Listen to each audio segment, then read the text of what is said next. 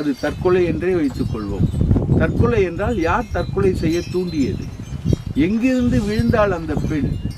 எங்கே அந்த இரத்தக்கரை? மாடிப்படி சுவர்களில் இருந்த இரத்தக்கரை ஸ்ரீமதியின் இரத்தக்கரையா இல்லையா? அன்று அவள் இறப்பதற்கு முன்பு ஒரு பார்ட்டி நடந்தது. அந்த பார்ட்டி என்ன ஆனது? பிரின்சிபல் அறையில் இருந்து ஆணுரைகள் கைப்பற்றப்பட்டது. அந்த ஆணுரைகள் எதற்காக, யாருக்காக வைக்கப்பட்டிருந்தன?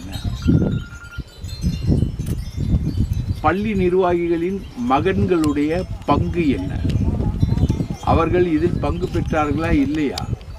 எதற்காக ஸ்ரீமதி தற்கொலை செய்து கொண்டார்?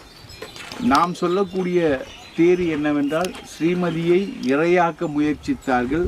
யாரோ ஒரு விஐபி அந்த நேரத்தில் பள்ளிக்கு வந்திருக்கிறான். அந்த விஐபிக்கு ஸ்ரீமதியை இரையாக்க முற்பட்டிருக்கிறார்.